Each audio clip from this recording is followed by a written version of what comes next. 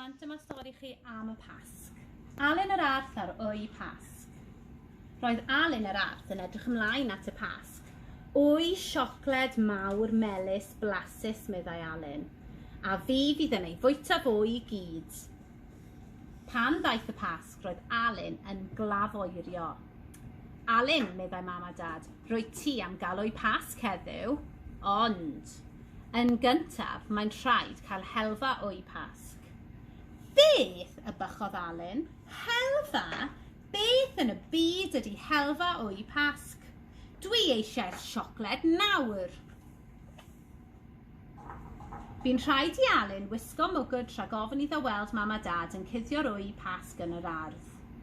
O, o'i Pasg siocled, meddai Alun. Roedd o'n ysu am gael y map a'r lliwiau a byddai'n ei arwain at yr o'i siocled melys blasus. O'r diwedd, cafodd Alun dynnu'r mwgwd.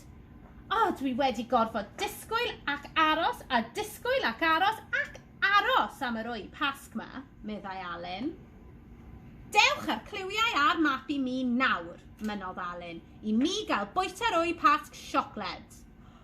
Alun, meddai mam a dad, bydd yn ddiolchgar, neu fydd na ddim o'i Pasg i ti o gwbl. Mae'n ddrwg gen i, meddai Alun. Dwi'n edrych ymlaen yn ofnadwy at gael y siocled. Da iawn am ymddiheurio, Alun, meddai mam a dad. Dyma'r cliwiau a'r map i ti. O, diolch yn fawr, meddai Alun, wrth ei fodd. Aeth Alun yr arth o gwmpas yr ardd. Roedd o'n datrys cliwiau fesul un ac yn dilyn y map yn ofalus. O'r diwedd, dyma Alun yn datrys y cliw olaf ac yn dod o hyd i'r o'i Pasg.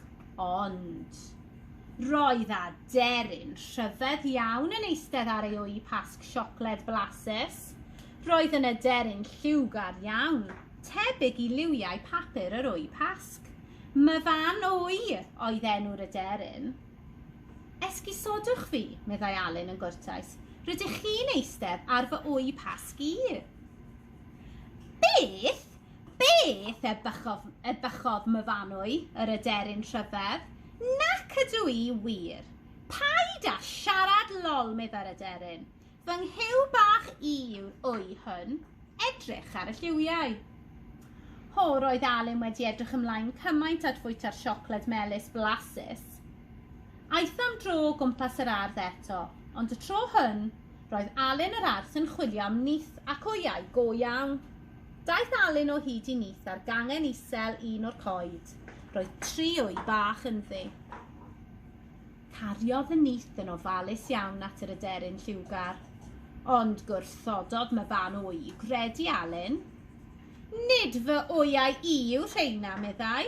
Maen nhw'n hollol ddi-liw. Ond mae ciwion bach y tu mewn i'r plisgyn, meddai Alun. Mi fydden nhw'n oer heb ei mam i eistedd ar yr wyau i'w cadw'n gynnes a'i gwarchod. Na, hwn yw fy nghyw bach i, mynnodd yr aderyn blin. Mae'n fawr, yn lliwgar ac yn ddel. Trodd Myfan Wy ei chefn ar Alun. Felly, aeth Alun ar nyth at mam a dad ac esbonio beth oedd wedi digwydd. Rhaid gwarchod y ciwion bach yn yr wyau, meddai Alun. Mae hynny'n bwysicach na siocled melys blasus hyd yn oed.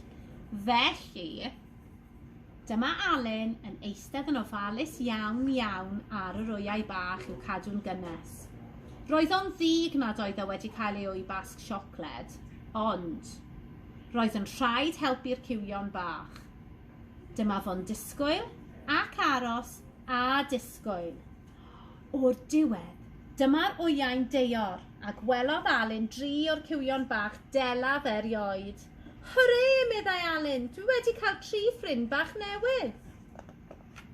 Cariodd Alun y ciwion at ei mam. O, fy nghywion bach i, gwaeddodd Myfan Wy. Mae'n ddrwg gen i, dwi wedi gwneud camgymeriad gwirion iawn. Daeth pawb yn ffrindiau wrth agor papur lliwgar yr o'i Pasg. Roedd Alun mor hapus. Nes iddo rannu ei siocled gyda phawb, hyd yn oed mam a dad. Pasg hapus, meddai pawb.